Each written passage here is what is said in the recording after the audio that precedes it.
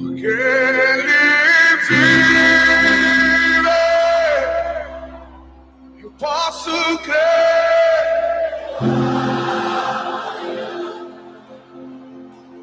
Porque Ele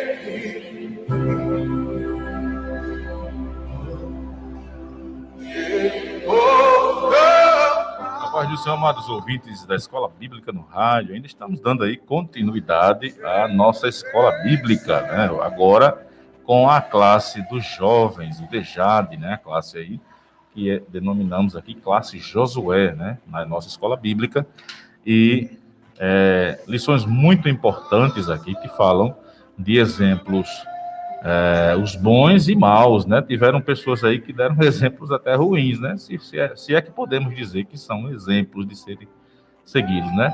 Vamos seguir só os bons, aproveitando ali a deixa do Chapolin Colorado, né? Daquele seriado. Sigam-me os bons, né? Então, é melhor seguir os bons. Mas aí, antes de tratarmos aqui de duas lições, né? Muito importantes aqui, está comigo aqui o amado irmão Vinícius, que vai estar conosco comentando a lição. Hoje o nosso amado irmão Aniel não pôde estar conosco, né? E eu vim aqui para dar um apoio para eles, esse que vos fala, Herbert Martins. E aí a gente vai fazendo esse trabalho. São duas lições, né? As lições que nós temos para hoje é a lição de número 7, falando da perversa Jezabel, né? Jezabel é a mulher que era a rainha, né? A gente vai já falar dela aqui. E ela era muito perversa, né? Pensa numa mulher perversa. E também conhecida aqui da Bíblia, a lição de número 8, que é a sunamita, quando a fé faz a diferença em atitudes. São duas lições, a gente vai correr um pouquinho aqui para tentar fazer as duas lições, tá certo? Mas antes vamos fazer uma oração, né? Queria que o irmão Vinícius aproveitasse aí, já deixasse as suas impressões aí, fosse aí na oração nos apresentando a Deus. A paz do Senhor Jesus Cristo, a todos vocês que estão sintonizados na 95,5 FM. Graças a Deus, mais um domingo dia 22. Registrar também que hoje é dia do músico, né? Aí, parabenizar a todos os músicos. E a você que nos dá o carinho da audiência, que Deus abençoe a sua vida. Vamos orar agradecendo a Deus, dando início aqui, então, dando continuidade, na verdade, a esse trabalho. Deus eterno, Deus soberano, nós te agradecemos por mais uma tarde de domingo, meu Deus, por mais uma oportunidade de chegar aos lares, pelas ondas sonoras da 95,5. Senhor Deus, alcança cada vida, meu Deus, cada coração, por cada palavra dita nesse estudo, que o teu nome seja glorificado e que possamos aprender dia após dia, seja ensinando, seja fazendo análise na palavra, seja aprendendo. Estamos sempre aqui, Senhor, na condição de servo. Deus, abençoa cada vida nesta tarde. Em nome de Jesus, é o que te pedimos e agradecemos. Amém.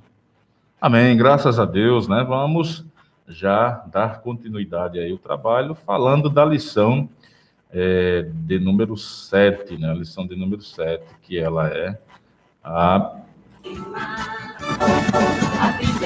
lição que fala aqui da Jezabel, né? Essa rainha, se a gente for analisar aqui, o que essa rainha representou ali, não dá para seguir o exemplo, né, irmão Vinícius? De jeito nenhum. Porque esse exemplo aí ruim, a gente não tem como seguir, né? Porque geralmente a gente segue os exemplos bons, né? E não esses exemplos aí. Mas aí vamos dar aqui início à nossa lição. Deixa eu só colocar aqui na lição de número 7, né? Irmão Vinícius, já pode aí fazer os comentários aí dessa primeira lição de número 7, né? Que é falando dessa mulher aí perversa, né? A Jezabel. Com certeza, se tratando que a gente tem um desafio muito grande, que é versar sobre duas lições. Meu querido amado ouvinte deve estar com o coração ardendo já para saber o que é que a gente vai falar hoje. E hoje nós temos dois exemplos, como já expresso pelo nosso irmão Herbert, nosso professor. Uma mulher com um exemplo perverso e a outra com um exemplo de bondade, né? Então, nós temos aqui um comparativo. Jezabel, se a gente for dar a introdução aqui, Jezabel foi uma mulher influente, com certeza, uma mulher culturalmente influente, porém para a maldade. E a Bíblia relata que ela é esposa, lá na frente a gente vai comentar, esposa de Acabe, o rei Acabe, que já fazia o que era mau aos olhos do Senhor. Esta mulher, além disso, além de estar casada com o rei, que já não andava na presença de Deus, ainda perseguia os profetas do Senhor, influenciando também culturalmente o lugar com práticas idólatras e de prostituição. Então, veja a gravidade do exemplo de Jezabel, que nós estamos aqui tratando. Então, preste bem atenção. Jezabel é expressa até lá no Apocalipse, né? Nas cartas. Exatamente. Usada como exemplo de não ser seguido, né? O que o próprio Cristo, quando está revelando a João ali, ele fala acerca de Jezabel, ele fala dizendo que ela, a Jezabel, ensinava os santos a pecar. Jesus diz, os meus santos estão pecando porque ela está ensinando coisas contrárias e eles estão indo pelo caminho de Jezabel, estão pecando. Então, a gente via que até nisso ela era lembrada. Jezabel não existia mais, né? Quando Jesus fala ali no Apocalipse, ele faz uma aponta para essa mulher porque ela foi tão perversa que isso ficou sendo lembrado, como também é o caso do Jeroboão I, né? Que era quando lembrava-se do reino do norte, se lembrava de Jeroboão por causa de seus pecados, né? Esse Acabe também andou nos pecados de Jeroboão, filho de Nebate, que era o primeiro rei. Lembrando que Acabe era rei do norte, né? O do reino estava dividido, e esse Acabe era... Só não tinha punho, né? O punho era com Jezabel. Não, né? Quem mandava era a mulher. Quem mandava era a mulher. O reinado lá era ela. Né? Nessa época, a gente tem que lembrar o seguinte. Lembrando sempre da questão do anacronismo, né? A gente nunca deve pegar os costumes, ou os usos, ou a época, e trazer para nós, ou vice-versa. A gente chega lá com a nossa época, a idade pós-moderna, tudo isso, para querer entender por que a mulher mandava e o homem não mandava. Porque, às vezes, alguém pode confundir isso.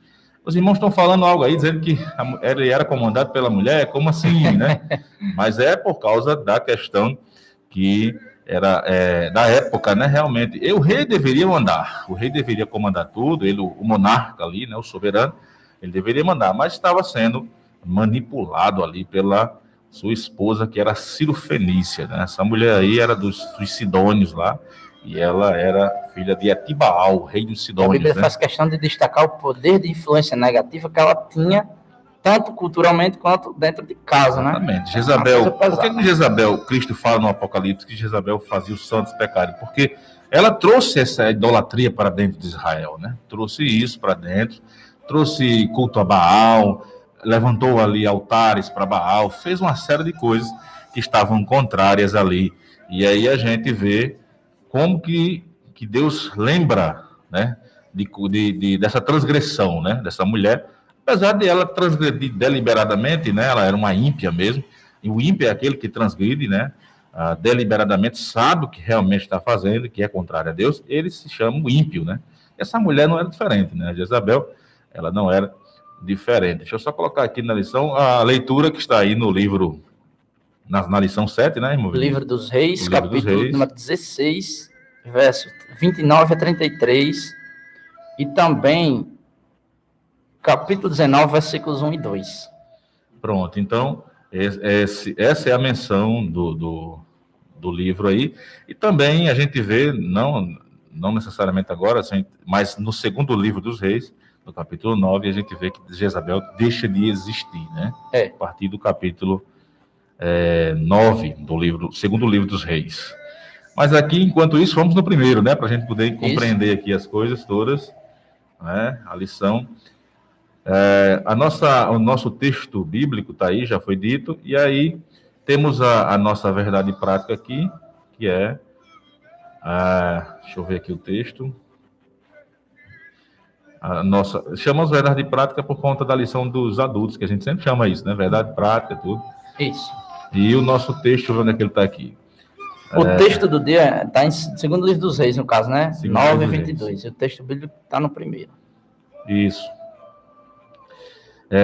E sucedeu que vendo Jorão a Jeú, disse: a paz, Jeú.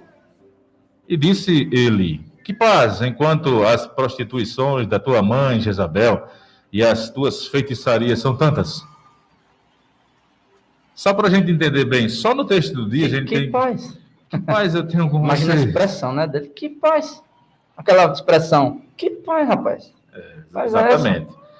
Eles ficaram com medo, né? Chegou um rei novo, né? Esse rei, a gente está falando aqui de um rei. Jeú era um rei.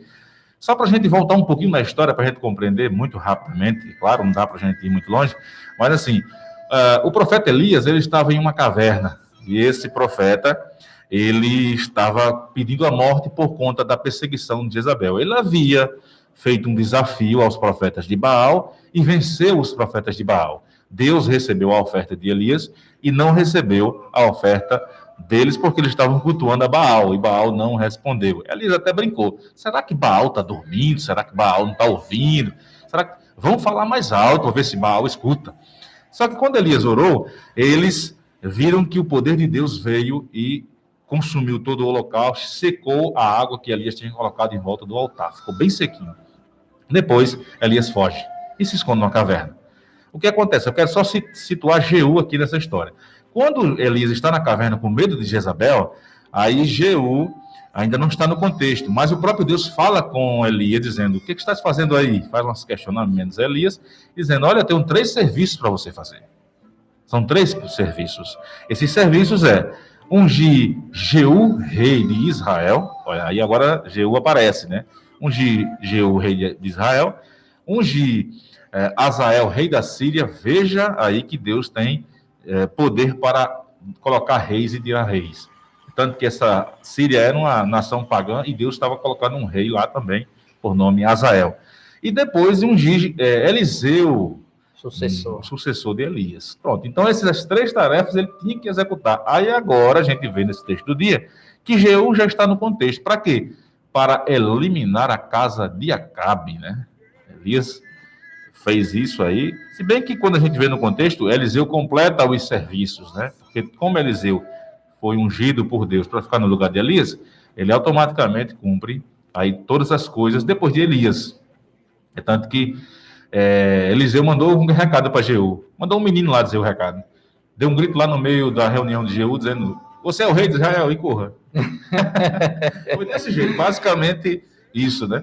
O menino foi lá, disse, o recado correu, né? E eu olhando assim, os outros olharam, é verdade isso? Esse menino disse. Só para difundir a informação, né? Interessante as coisas de Deus. Foi lá, joga aí. Pronto, aí você joga lá a informação. Então, Jeú agora é rei e começou aí a empreitada aí contra a casa de Acabe. É tanto que nesse texto do dia, ele diz isso. A paz, alguém perguntando, né? A paz, Jeú respondendo, paz enquanto as prostituições de tua mãe Jezabel e as feitiçarias são tantas, né? Segundo o livro dos reis. Aí, só nessa parte aqui já deu para a gente contextualizar aí. Já dá para sentir o drama. Já dá para saber que essa mulher é perversa, né? As prostituições e tudo. O caso mais emblemático aqui, que a gente pode destacar de Jezabel, além dela ser a mulher fenícia que eu falei aí, tudo, de outra nação e tudo, e tinha uma fé contrária, aí ela tinha até fé, mas contrária à fé do Deus de Israel, né? Se bem que a gente tem que concordar numa coisa, a fé e o crer são coisas diferentes. Isso. Né? Até os demônios creem que estremecem. Então, a fé é algo muito, muito sublime. Né? Não está limitado ao ato simplesmente de acreditar. Né? Exatamente. E já foi dito pelos teólogos que a fé é um ajuntamento com Deus, é algo assim, de uma ligadura com Deus, uma intimidade com Deus. Então, a gente vai falar também de fé aqui, né? Então, essa mulher, essa Jezabel, o caso emblemático dela foi a tomada da vinha de Nabote, né? No primeiro livro dos Reis, capítulo 21. Isso aí foi algo que culminou com uma profecia que dizia como ela deveria morrer. Olha que coisa interessante, né? Precisou algo extremo acontecer, né? A tomada da vinha de Nabote por causa de Jezabel, e depois, por conta disso, houve uma profecia para os dois, para Acabe e para Jezabel, para que eles fossem mortos. Olha que coisa, né? Que coisa tremenda. Então, logo no primeiro texto aí, a gente vê logo a menção ao Acabe, né? Que era o rei, só que não mandava em nada, né? A gente sabe que ele... Esse episódio da vinha de Nabote foi algo interessante, porque aqui a gente já consegue compreender quanto ele não mandava, o quanto ele não governava. O poder de decisão, na prática, estava com Jezabel. Exatamente. É tanto que um negócio interessante que eu via nessa questão de Jezabel ela pedia autorização ao rei. Por ele ser o rei, é claro, ela dizia, me autorize a resolver o problema, mas pode deixar que eu resolva. Exatamente. Pode deixar comigo que eu resolvo. É só Deixa eu que eu autorizar. E quando ela pede isso, ela já tinha tudo arquitetado, Exatamente. orquestrado, né? Exatamente. O que aconteceu ali? Eu estou falando desse caso emblemático aqui porque realmente marcou ali, né? E culminou com a profecia da morte deles, né? A gente já vai dando um spoiler no texto, mas a Bíblia está lá, todo mundo. Quem não leu ainda é spoiler, mas quem já leu conhece tudo, já sabe, né? Verdade. Então, o que acontece é que Jezabel resolve o problema, entre aspas, né? E muitas das aspas. Resolve o problema e toma a vinha de Nabote. Encurtando a história, toma a vinha de Nabote e entrega para Acabe. Só que Acabe, quando soube do acontecido, Nabote havia morrido inocentemente, apedrejado, tudo, e ela disse, pronto, está resolvido o problema, vai lá tomar conta da sua vinha. Aí. Ele foi, né? Resolveu, já me foi ligeiro, viu? Já resolveu. Ele foi lá, então, enquanto ele passeava pela vinha, chegou o profeta Elias.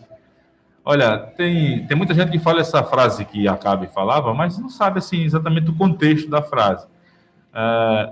O inimigo de Israel, né? Quando Acabe fala,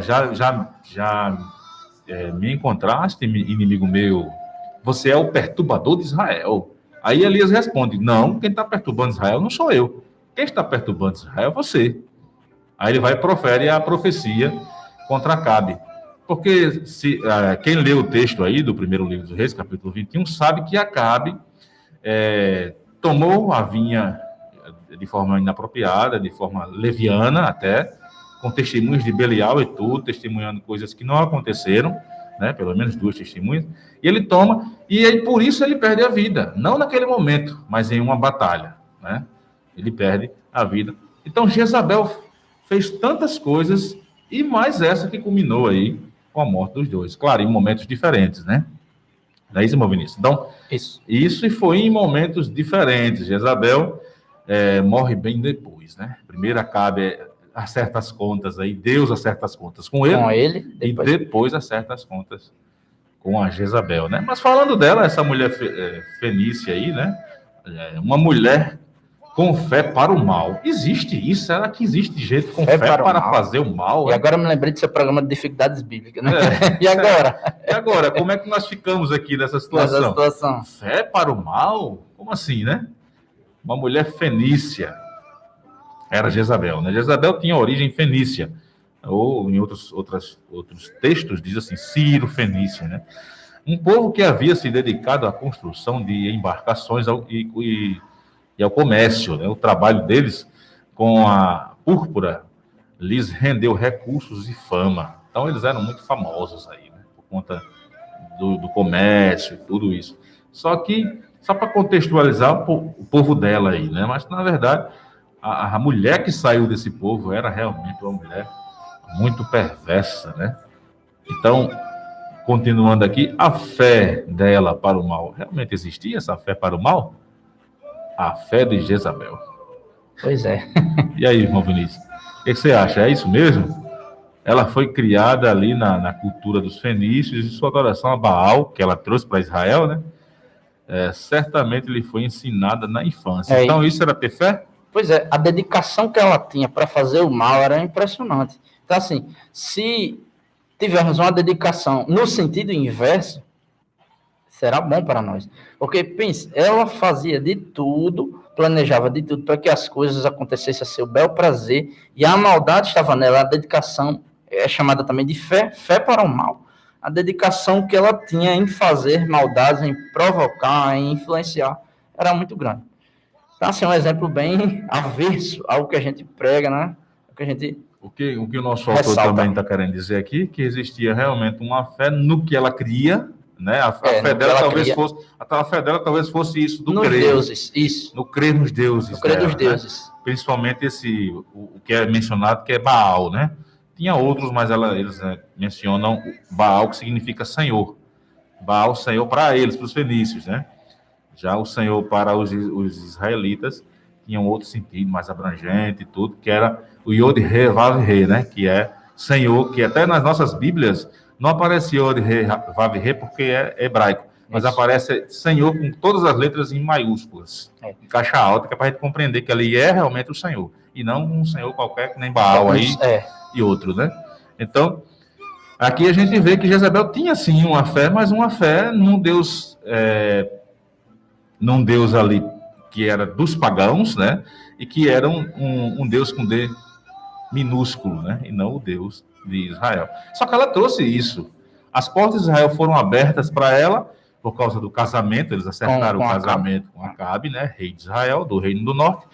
E eles agora estavam casados e ela disse: pronto, agora que eu estou casado, eu vou trazer minhas coisas para juntar com as minhas bagagens para cá também. E aí né? a briga de influência dentro de casa agora, porque tinha Acabe que teria que manter a postura de servir a Deus no reinado monarca monoteísta, né? E fiel no livro da lei, na palavra de Deus. E aí agora do outro lado nós temos Jezabel com a influência fenícia, é isso? Exatamente. Da cultura de uma terra pagã, trazendo as suas bagagens pagãs para dentro da cultura israelita. Uma coisa perigosa, né? Exatamente. Então, aqui a gente pode tirar uma aplicação pessoal aqui. Tenha cuidado com a bagagem que você recebe, né? Cuidado com as bagagens. Então, a gente entende isso aqui. Então, é muito interessante. O casamento fora da vontade de Deus. O casamento deles era fora da vontade de Deus. Se a gente analisar aqui em relação ao que Jesus fala do jugo desigual, né? Ele era um rei, por mais que ele fosse um rei ruim, porque nenhum dos reis do norte foram bons. Todos os reis do norte foram ímpios, todos eles. Não teve um assim, eu penso aqui. Não, eles eram ruins mesmo. Tinham falhas com Deus, né? Em algum momento da vida eles queriam se aprumar, mas não dava certo, né? Diferentemente dos reis do sul, que tinha reis até piedosos, né? Como Josafá, o quarto rei, como Josias, que empreendeu uma reforma. E esses outros reis aí, do reino dividido, eles tinham até coisas boas para falar. Já esses outros, eles andavam, a Bíblia diz, eles andavam nos pecados de Jeroboão, filho de Nebate. Para não ter dúvida, existiram dois Jeroboãos, era o primeiro e o segundo. Só que depois de vários reis que apareceu um segundo, né? Na ordem dos reis, foi pelo menos 20 reis que apareceram ali. Então, o casamento fora da vontade de Deus foi isso. Rei Acabe, de Israel, com uma mulher fenícia que não adorava a Deus, que não era dos nossos, né? Vamos dizer assim, ela não era dos nossos no sentido de ser de Israel, mas era de uma nação pagã, e que em outras épocas guerrearam contra Israel, fizeram uma série de coisas. Tanto que tem muita profecia acerca de Tiro, Sidom, dos fenícios ali, né? Os fenícios vinham desse povo aí. Que é importante ressaltar que o casamento foi o grande erro da vida de Acabe, foi o casamento. Não o casamento em si, mas com quem ele casou. Que o casamento que fique claro essa separação aí. Exatamente. Não se trata do fato de casamento, não é o casamento. É com quem ele estava casando. E qual bagagem veio? A bagagem que chegou, agora toma, segura a tua mala. Segura a bagagem. Chegou a bagagem. Ela veio trazendo toda a cultura pagã do seu povo. O primeiro casamento, como a gente está falando em casamento, o primeiro casamento que foi instituído foi o casamento de Adão com Eva. Deus instituiu isso no jardim. Está aqui sua esposa, pronto, cuide. Né? E daí em diante todos. Deu-lhes funções, né? A gente até falou aqui em outras lições. Investiu-lhes de funções, de poderes para tomar as decisões, governar e por aí vai. Mas Deus... é verdade. E Deus sabe que depois dessa instituição do casamento, da família, tudo aí veio até o dia de hoje. Então, o casamento é bênçãozinho. Você vai se casar e tudo. Só que aí, a pergunta que nosso autor faz aqui diz assim: o casamento misto pode ter bênção de Deus? O que ele quer dizer com isso? Que um casamento com uma pessoa, por exemplo, no caso de Jezabel, que era de um outro povo, que tinha uma outra fé, que adorava um Deus aí pagão, e se juntar com a pessoa que adora a Deus, pelo menos deveria adorar. Acabe deveria, pelo menos, adorar. E trazendo para nossos dias, a gente vê o jugo desigual. Por exemplo, é importante dizer que um crente casando com uma pessoa que não é da mesma fé, talvez isso venha a acarretar problemas, né? Porque é desigual. Ninguém coloca para puxar uma carroça um boi e um jumento. Só falando de animais, porque o jugo é para os animais, não para os homens, né? Então, mas Jesus faz esse comparativo para entender o que acontece. Só 2 bois ou 2 jumentos. Se for um boi e um jumento, o jugo não vai dar certo, porque o jugo é uma peça de madeira que engata os 2 animais, né? Faz um engate ali nos 2 animais para eles andarem juntos. E um boi e um jumento são animais diferentes, né? É isso? Então, trazendo aí essa aplicação, ele fez um casamento que não era da vontade de Deus, né? Vamos dar uma paradinha aí para a gente ouvir um hino e daqui a pouquinho a gente volta, só para a gente ir alinhando aí. No tópico 2 já, né?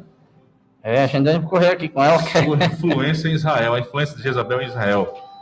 Isso. Levando Israel à idolatria. Olha que coisa. Vamos lá, né? Vamos ouvir aqui um hino e daqui a pouquinho a gente volta para mais um comentário aí, né?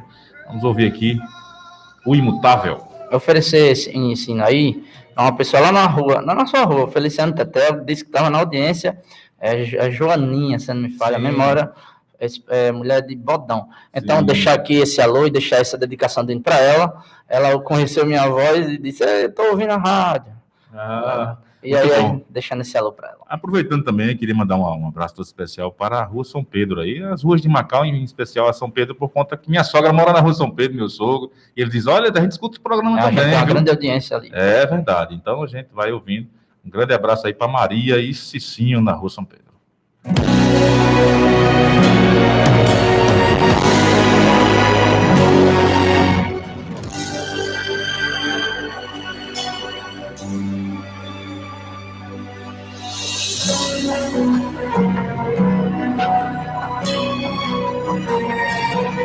Estou presente como forte, como fogo no recinto. Pra quem não me conhece, sou eu, o Deus que falo agora contigo. Sou ilimitado, meu poder é grande. O universo inteiro é um ponto distante. Perto da minha glória, tudo que é grande fica pequenino. Sou eu quem faço a chuva descer sobre a terra. Sou eu quem faço as flores florescerem no seu jardim. Sou eu quem ponho o doce do mel. Sou eu quem pinto o azul do céu. Sou eu quem tinjo de branco e amarelo os mais lindos jasmins. Sou eu quem faço o gelo da Antártida. Quando eu quis até a terra bala. Estou presente hoje como grande. Estou aqui para dizer que sou grande, sou eterno, sou inabalável. E ninguém sabe quanto pesa a força do meu braço. Eu entro dentro da fornalha e faço um camarim. E se socorro na minha igreja está sobrando time. E eu não sou de levar desaforo da casa. Eu venço a luta, venço a guerra, eu não tenho batalha. O meu poder é tão imenso, é incalculável. Eu não mudei nem mudarei. Eu sou imutável.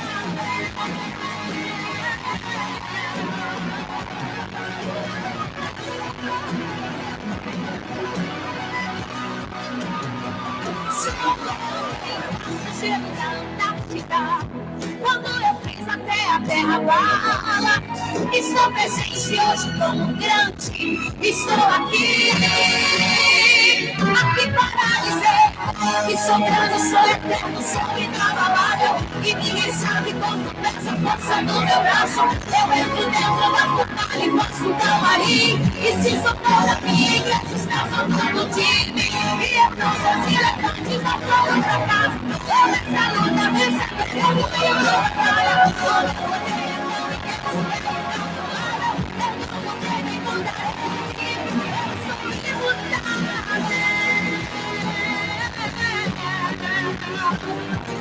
Tenho tudo em minha mão. Tudo está sobre a minha submissão. Tudo que acontece, o que acontecer, só acontece quando eu assim disser. Eu seguro os planetas de palavra.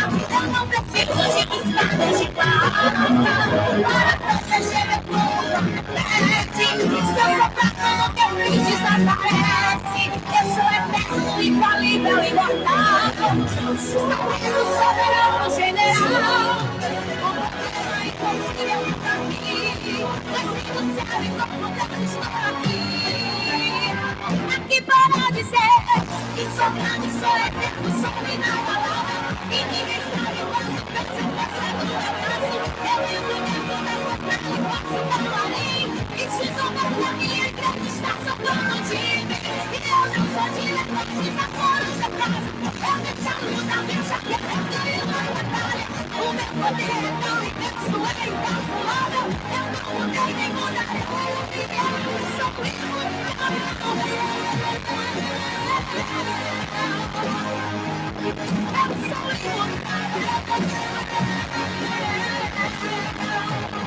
Eu sou imutável.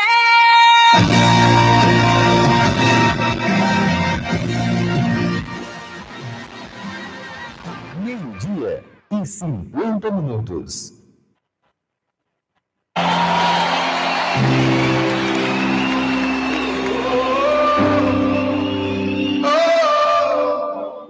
Estamos de volta com a Escola Bíblica no Rádio, Classe dos Jovens. Graças a Deus por isso. Estamos falando aqui da lição de número 7, a lição que fala de Jezabel, essa mulher perversa aí, que era rainha na época do Reino do Norte, ali em Israel, que o rei era Acabe. Então, ela era esposa do rei Acabe, que também era um rei muito perverso, né? Ele só não tinha punho, né? O punho estava na mão da Jezabel, né? Ela quem estava cuidando de tudo e da forma mais cruel possível, né? A crueldade reinava ali no coração da mulher perversa, que nosso texto aqui disse muita coisa já acerca dela, né? Então, dando continuidade aí na sua infância em Israel, levando Israel à idolatria, né? É isso, meu ministro? Levando a Israel à idolatria. Idolatria. Alguém levando Israel à idolatria. Não que a idolatria já não tivesse, a nuvem da idolatria já não tivesse ali cobrindo Israel desde Jeroboão, né? E quando Jeroboão assumiu ali as 10 tribos, ele ficou preocupado com a adoração a Deus lá em Jerusalém, no Reino do Sul. Foi o que ele fez? Ele fez um bezerro, colocou em Dan, na tribo de Dan, e fez um outro bezerro, colocou na porta do céu, que é Betel, a escada para o céu, né? Como Jacó disse, olha, aqui é uma escada para o céu, estou vendo um anjo subindo e descendo. Então ele foi lá e colocou um bezerro lá. Então eles adoravam tanto em Dan quanto em Betel. E aí ficaram adorando. E eles tinham, a Bíblia diz que eles temiam os bezerros. Eles eram coisas imponentes que metiam medo no povo. Então, o povo não saía de lá, de Samaria. Olha aí como o pecado já estava. Não é porque Jezabel trouxe alguma coisa, mas ela influenciou esse pensamento idólatra. E muito, né? Houve uma influência aí da parte dela. Então, como já percebemos, o líder tem a capacidade de influenciar seus liderados. Então, o que aconteceu? Jezabel influenciou muito negativamente a história de Israel, quando se casou com Acabe e levou consigo o culto a Baal. E a influência de Jezabel é tão sutil que é uma influência cultural, como eu falei. E uma das maneiras de se mudar costumes de um povo é por meio da cultura. Então, a cultura é uma forma suave, poderíamos dizer assim, é mais atenuante, mais suave de se mudar comportamentos. Mais do que a própria imposição. A imposição, a repressão, ela tem um efeito ela tem um efeito contrário em relação à disciplina por imposição. E ela exerceu uma influência sutil, costumeira, cultural, e além de trazer essas bagagens negativas, como a gente já falou, ela ainda achou pouco, perseguia os profetas de Deus e desvirtuava as finalidades de culto a Deus. Exatamente. Esse Deus aí, esse falso Deus chamado Baal, ele era considerado o Deus, com D minúsculo, é claro, o Deus da fertilidade, e era tido por Senhor entre os fenícios. Sempre os fenícios tinham Baal como sendo Senhor. Como ele era Deus da fertilidade, ele era Senhor ali de todos os fenícios, né? O Ciro Fenício, como a gente sempre gosta de chamar. Aquela mulher que se encontrou com Jesus, a Cananeia, chamou ela Ciro Fenícia também, misturou os dois povos, né? Os Círios e os Fenícios. Ciro Fenício que falou a Jesus, e Jesus disse, eu não vim senão para as ovelhas perdidas da casa de Israel. Ela ficou, mas Senhor, me ajude, filho de Davi. Ficou pedindo ali auxílio a Cristo, né? E depois Cristo resolve o problema dela. Porque ela se humilha e tem fé, né? Na verdade, mulher de fora com fé no filho de Davi. Olha que coisa interessante, né? Esse paralelo aí da fé dessas pessoas que estão de fora do reino, mas estão... Que fique claro, Herbert, que quando a gente fala nessa questão e também em influência cultural, não estamos falando mal de cultura. A cultura ela tem o seu ponto positivo e ela depende do uso, né? Depende da maneira como é colocado. Então, tem o seu ponto positivo, é importante da dinâmica, as mudanças sociais que ocorrem, porém, no caso de Jezabel, vamos para a palavra, no caso de Jezabel, ela se utilizou destes meios espiritual e cultural para influenciar as pessoas para os seus propósitos, né, ruins, avessos aos propósitos de Deus. Exatamente. Olha, quando Jezabel persegue ali os profetas, como bem o irmão Vinícius frisou aí, ela também persegue aquele que eu falei que era inocente, o Nabote. Então, aqui já finalizando aqui o tópico 2, no subtópico 3, matou um inocente. Nabote, ele, só para a gente contextualizar aqui, Nabote ele tinha uma vinha lá em Jezreel, e Acabe tinha um palácio, uma casa de praia lá em Jezreel. O palácio real não era lá, mas era uma casa de praia. Era uma casa que ele queria ficar lá por um tempo, não sei, passar final de semana. Então ele foi para lá e quando ele viu no pé do palácio de Acabe, lá na casa de praia, tinha a vinha de Nabote. Ele visualizou a vinha e disse, opa, que vinha boa, vou transformar numa horta. Vou ver se ele vende. Aí ele foi lá com a comitiva real e chegou na casa de Nabote e pediu, Nabote, eu quero comprar, quero fazer um negócio. Se você quiser eu troco, eu tenho uma vinha melhor do que essa. Só que eu quero essa porque é perto da minha casa. Eu troco com você por uma melhor, dou uma melhor a você. Eu quero transformar essa vinha numa horta. A resposta do inocente, que é falado no texto aqui, ele diz, guarda-me o Senhor que eu faça qualquer negócio com a herança dos meus pais. Olha só. Por que ele falou isso?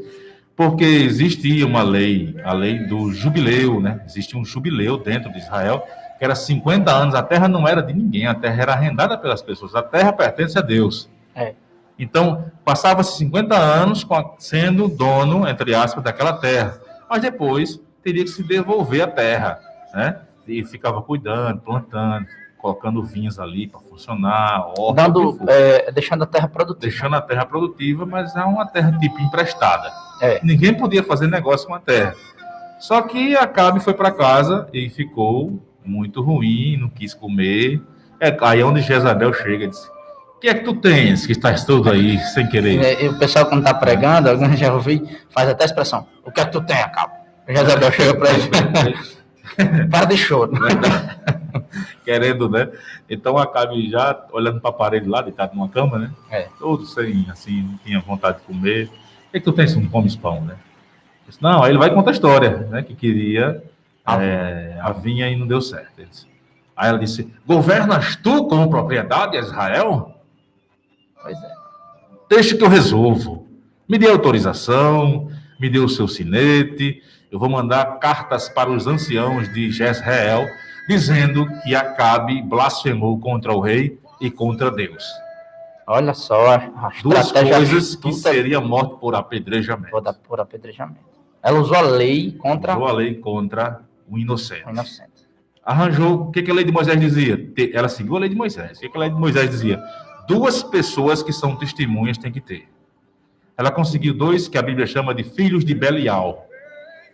Ela conseguiu 2 filhos de Belial que foram testemunhar, mas usando falso testemunho, dizendo que tinham visto ele blasfemar contra Deus e contra o... Interessante que para ela fazer isso, ela tinha que ter conhecimento da lei. Tinha que ter conhecimento. Olha aí. A mulher conhecia. Devia ler os mesmo sendo de outra leis, cultura, mas... Sabia que tinha que ser... Fazia pesquisas. Ela foi para, aparentemente, ser algo legal, né, diante da lei de Deus, eles estarem tomando e não ter nenhuma sombra de dúvida que o rei tinha razão. Mas, na verdade, ele não tinha. A gente sabe, no contexto ali, que os filhos de Belial mentiram, dizendo que tinham visto e não viram, e a gente sabe que ele era inocente. Resultado, foi condenado à morte. Levaram Nabote para fora da casa dele e o apedrejaram até a morte. O sangue de Nabote escorreu ali, é um pouco pesado que eu vou falar agora. Essa história. O sangue de Nabote escorreu e os cães saíram dos matos e vieram e lamberam o sangue de Nabote. Depois Elias chega lá e Acabe já está contemplando o que ele recebeu. A vinha, a herança de Nabote estava na mão de Acabe, e aí agora Elias vai, como eu disse no início, profere a sentença tanto de Acabe quanto de Jezabel. Diga aí. É algo tremendo. Elias fala que ele na mesma terra onde ele fez isso, em Jezreel, ele matou um inocente, ele seria morto pelo Senhor, naquele mesmo lugar, e o sangue dele seria de igual forma lambido pelos cães. Só que, quanto a Jezabel, o que ele diz? Ele diz que Jezabel não lamberão sangue quando ela morrer, mas sim a carne dela será consumida pelos cães. Os cães devorarão ali a carne. Não vai ter direito nem a funeral. Nem a funeral. Acontece isso aonde? Quem quiser saber essa história, é só ir lá no segundo livro dos reis. A gente está falando do primeiro, capítulo 21, que é a vinda de Nabote. Já no segundo livro dos reis, capítulo 9, é que conta essa história da morte de Jezabel. Jezabel morre no capítulo 9 do segundo livro. Tá aí, ela fez maldades, mas Deus deu o fim. Tá aí, o terceiro e último tópico aí diz o fim de Jezabel.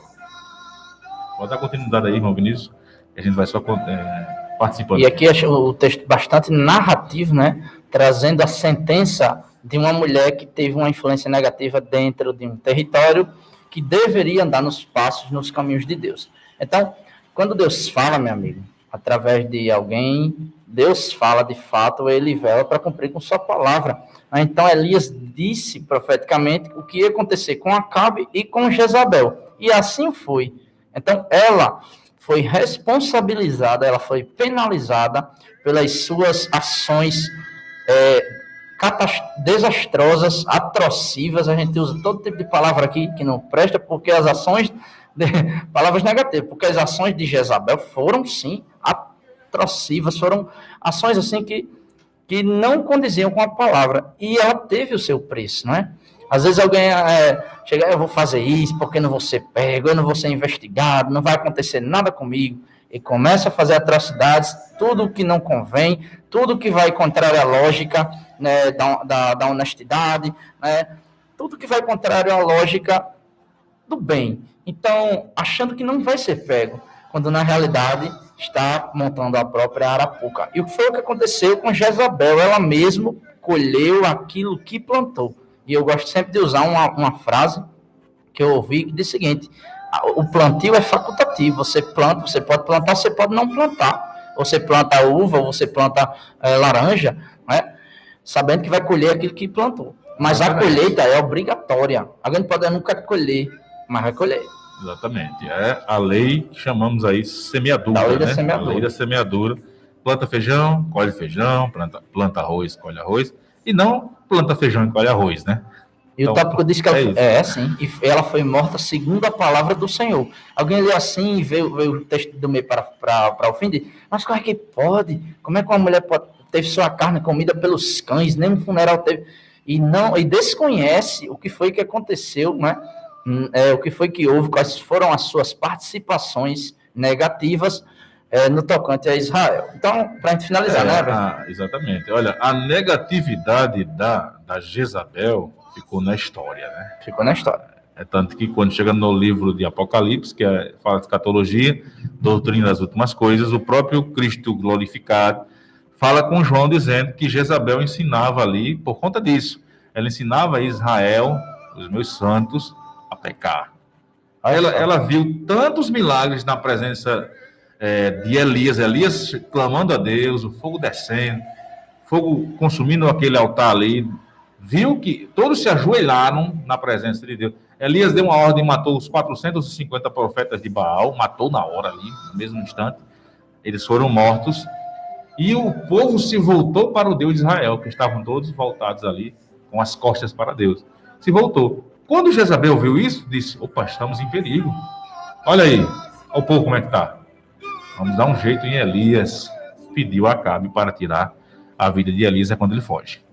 Fugiu com medo da Jezabel. Mas Jezabel depois morre, né? Depois morre, isso. Elias foi arrebatado, nem viu a morte.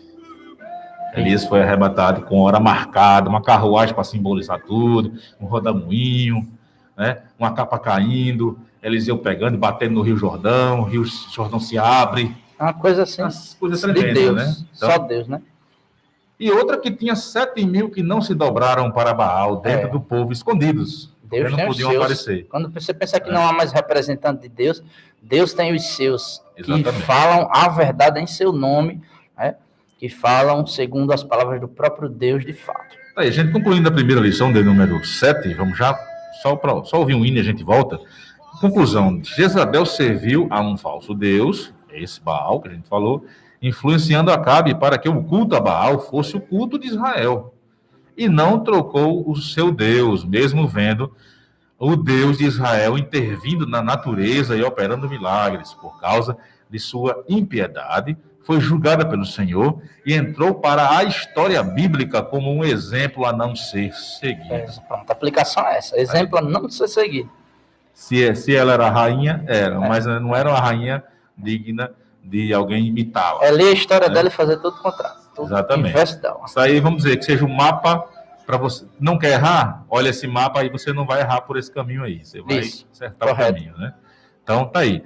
A gente volta já, vamos aqui só ouvir mais um hino, enquanto a gente alinha aqui a segunda, aliás, a oitava, né? A oitava lição. Segunda aqui na sequência, né? A primeira é essa aqui de hoje e a segunda, tá bom? A oitava lição que fala da sunamita. Aí você vai ver o contraste, viu? Aí você vai ver o contraste de uma mulher realmente com fé em Deus. Tá certo? Vamos, a gente volta já, viu? Isadora Pompeu, minha morada.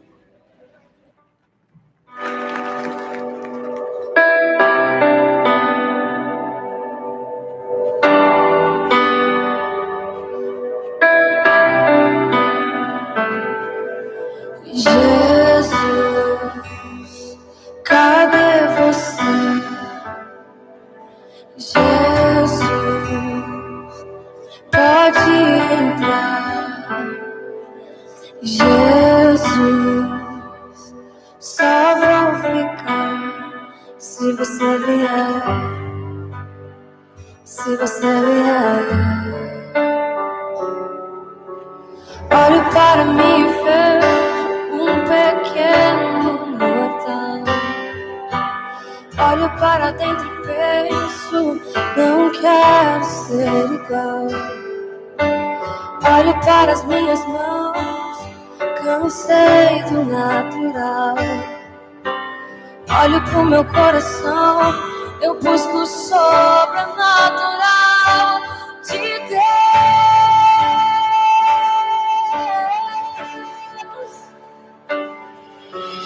Como as minhas mãos, eu não preciso delas, se não for pra te tocar, pode ficar com elas.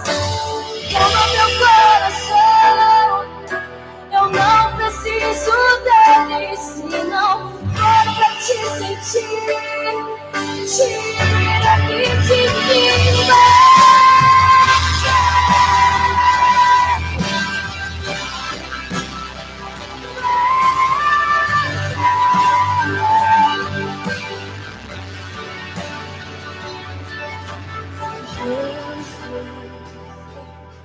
cadê você? Jesus, pode entrar. Jesus, só vou ficar se você vier. Se você vier. Olho para mim e vejo um pequeno mortal. Olho para dentro e penso, não quero ser igual. Olho para as minhas mãos, cansei do natural.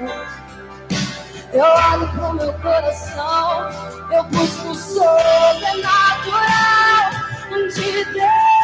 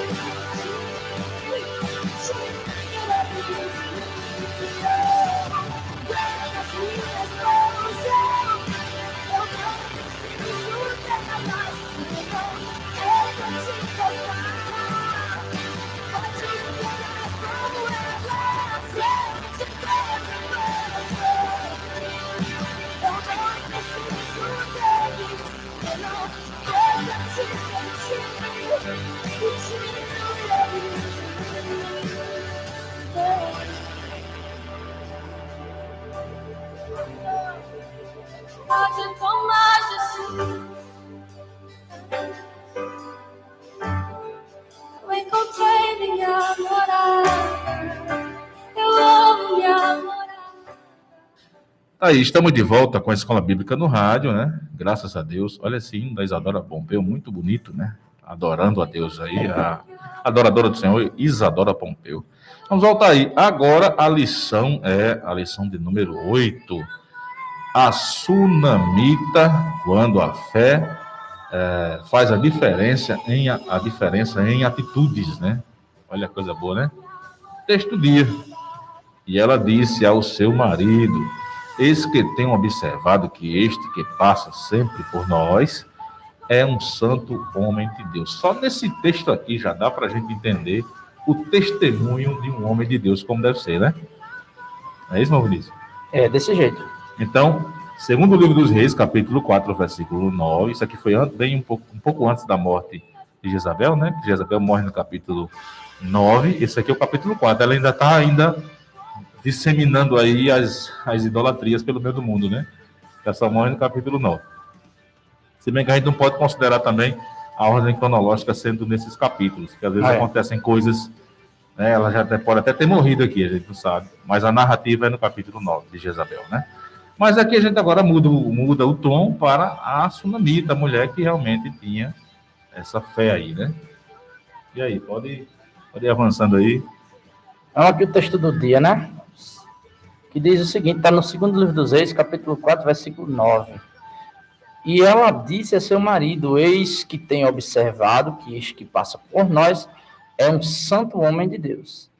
Aí temos a síntese que diz: a sunamita nos mostra que a bondade e a generosidade são importantes aos olhos de Deus e que tais atos têm sua recompensa. Nós vamos ver uma mulher agora em um contraste com Jezabel. Se a gente fizer um paralelo, uma comparativa, nós vamos encontrar na sunamita exemplo, sim, a ser seguido. Não só em hospitalidade, em generosidade, mas também na maneira como ela se portava, né, a maneira como ela se dirigia às pessoas.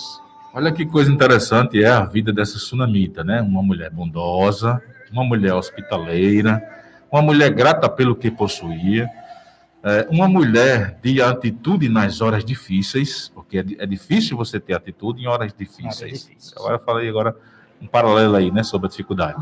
Então, uma mulher que sabia sim se comportar nas horas difíceis e uma mulher de fé. Também ela, por causa de sua fé, ela foi recompensada. Interessante isso, né? Ela foi recompensada. Só aqui a gente já começa a entender, compreender o que Deus fez na vida dessa mulher. O texto bíblico está lá no segundo livro dos Reis, capítulo 4, versículos 8 até o 17. A gente não tem tempo para fazer a leitura aqui, né? Porque senão não vai dar tempo, mas quem quiser pode conferir na Bíblia aí, segundo livro dos Reis, capítulo 4, do versículo 8 até o 17, conta a história dessa mulher de fé aí, a sunamita, né? Por que chamava ela sunamita, né? O primeiro tópico da gente aqui é a mulher que vivia em Sunem. Sunem é de onde essa mulher apareceu, a sunamita, né? Então, o contexto aqui. Sunem era uma localidade situada no território destinado à tribo de Issacar. Issacar é uma das tribos de Israel e um dos filhos de Jacó, que é Israel, né? Chamado Issacar. No sul da Galileia e ao norte de Samaria, levando em conta que lembrando que é reino do norte, né? Issacar também foi uma das tribos do norte aí, né? Que ficaram ali com Jeroboão I. Levando em conta que essa localidade era próxima a Jezreel, lembra Jezreel, que a gente falou sobre Jezreel, que era Nabote, morava lá, e Acabe tinha uma casa de praia, tudo, é tudo ligado, as histórias estão ligadas aí, né?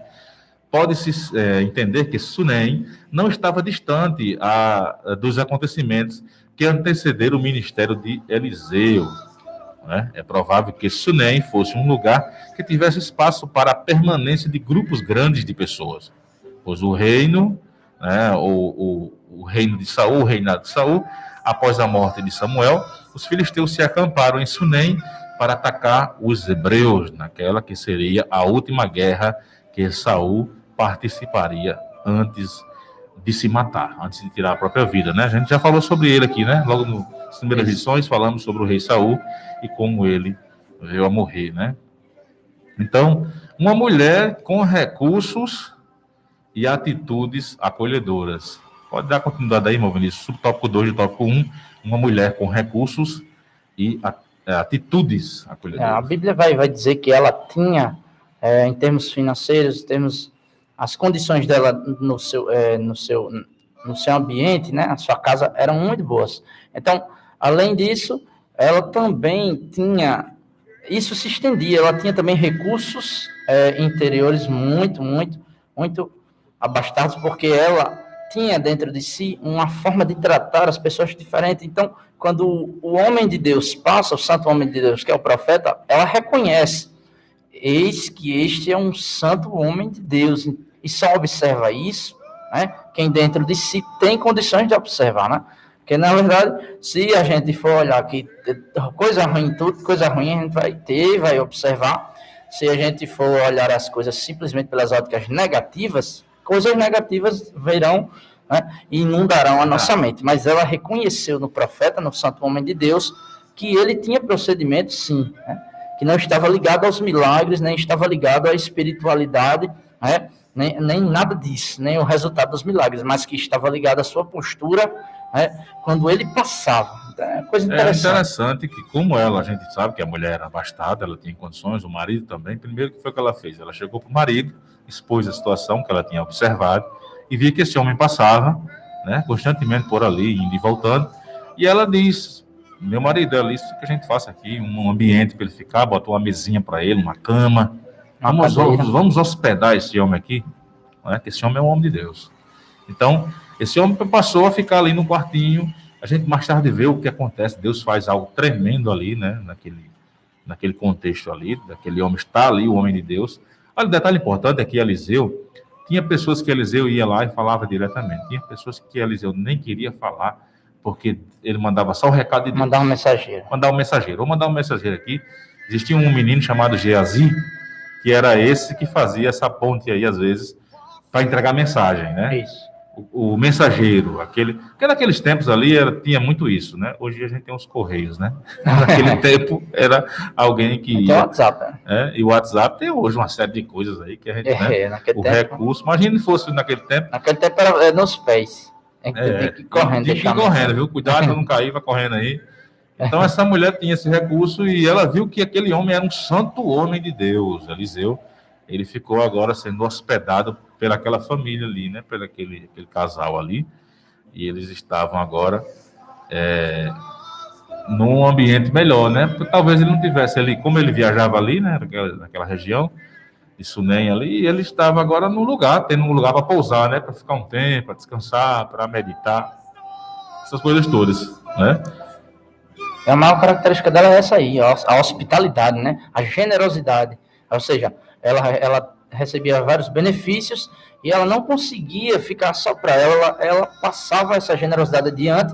A prova disso foi que ela chegou a um consenso com seu marido e reconheceu que aquele santo homem era um homem de Deus, o profeta Eliseu, e fez esse ambiente para que ele pudesse se hospedar. Olha só um caso assim, fazendo um paralelo bíblico aqui com relação, por exemplo, a Ló, não Jó, né? Ló, ele era o sobrinho de Abraão. Abraão o adotou basicamente como filho ali, né? Ficou adotivo ali.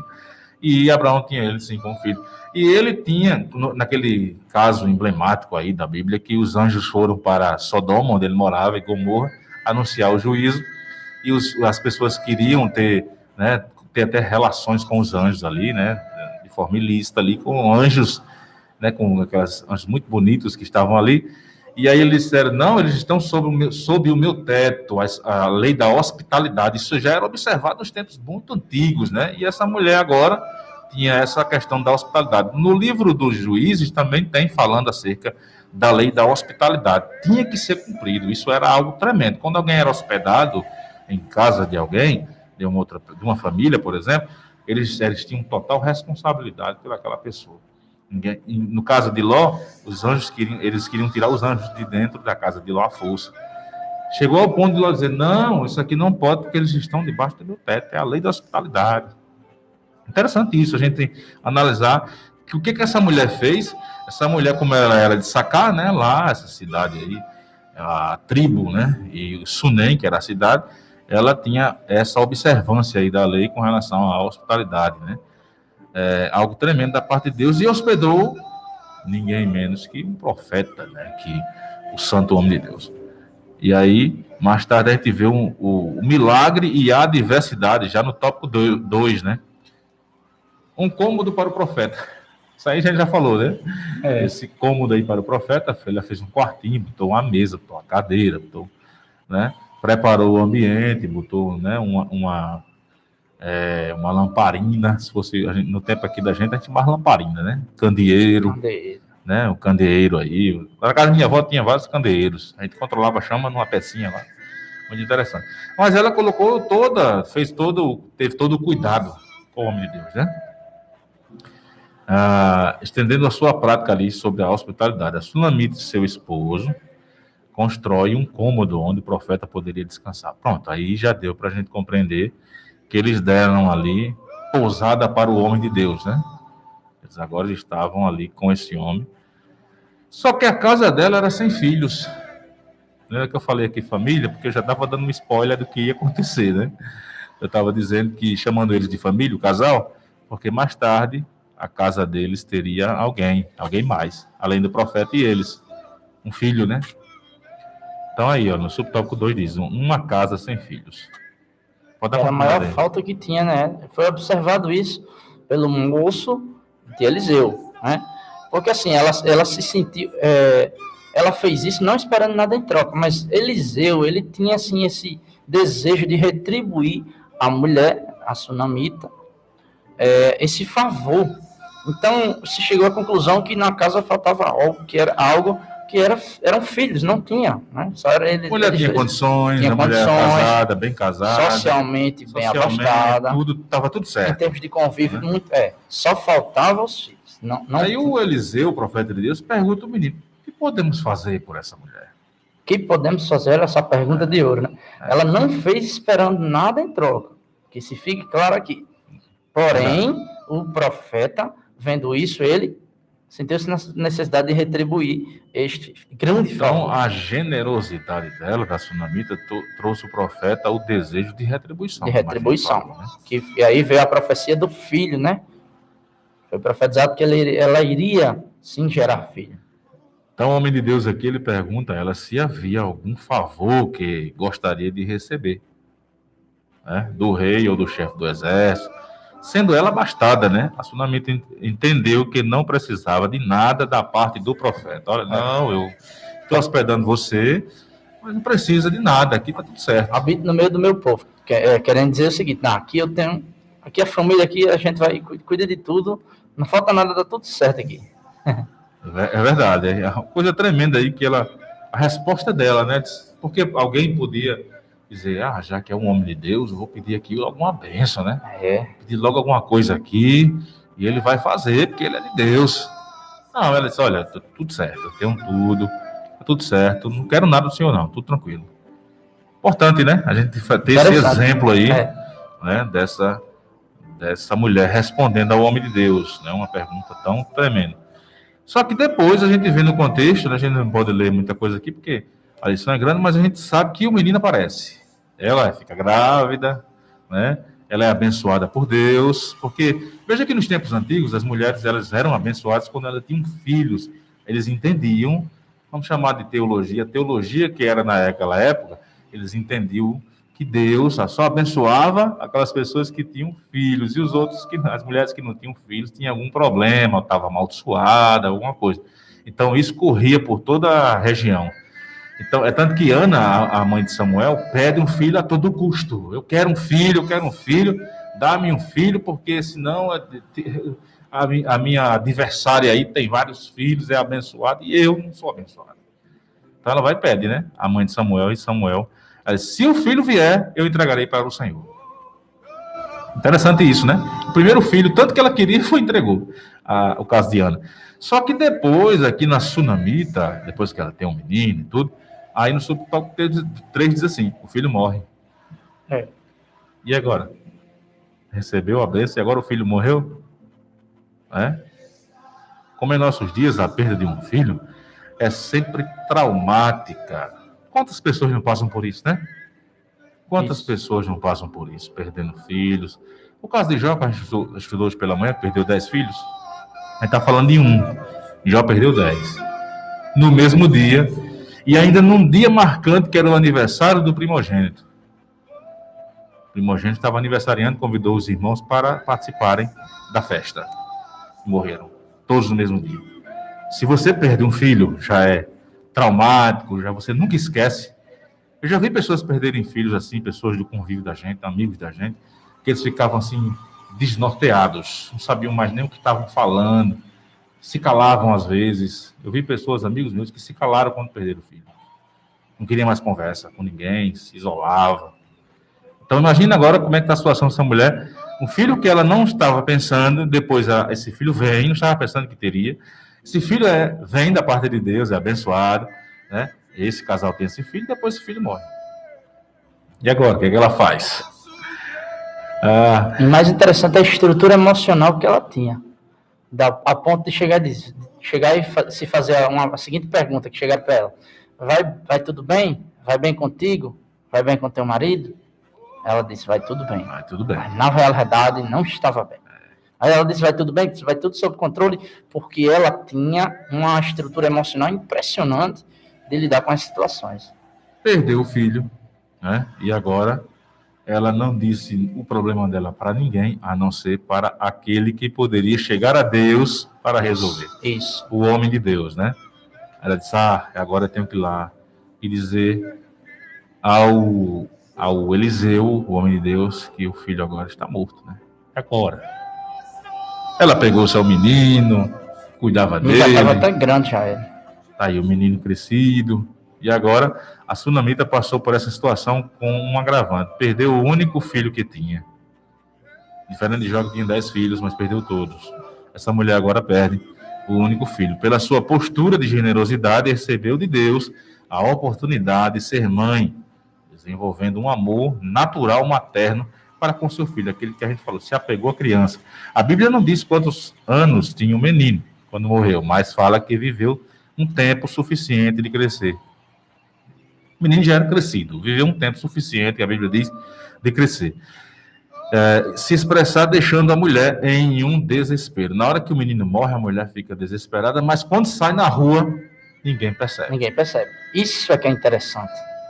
Ela não externava, ela não dava a conhecer o que coisas que só ela e Deus sabia e podia resolver. É verdade. Deus, na verdade, que ela não tinha mais como resolver, mas Deus. Ela confiou que o homem de Deus chegava no Senhor, né? De Deus, exatamente. Representante de Deus na terra, o boca de Deus, o atalaia de Deus, aquele que vigia a fortaleza, aquele que fica na torre, né? Olhando para que ninguém seja atacado. Esse poderia resolver da parte de Deus, né? Então Deus traz o menino de volta. Aí um milagre tremendo.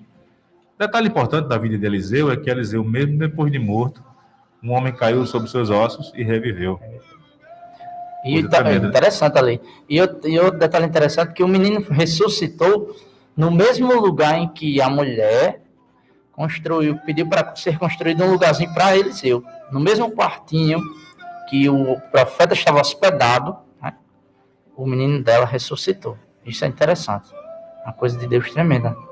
É verdade. Então o texto diz assim, dada a insistência da sunamita em não se afastar do profeta, este vai até Sunem e se depara com o corpo daquele menino. Olha, o menino havia morrido no próprio quarto do profeta, como bem disse aqui o nosso irmão Vinícius, né? Então o menino estava lá na cama, onde o profeta dormia, né? Quando nas suas horas que ele passava por ali, e agora o menino é trazido de volta, né? A ação de Deus na vida da sunamita, na mulher de Sunem, né? A sunamita. Deus não fala nada com o profeta. Eita, Jesus. Agora, quando Deus não fala com o profeta, irmão Vinícius, a gente fala o quê?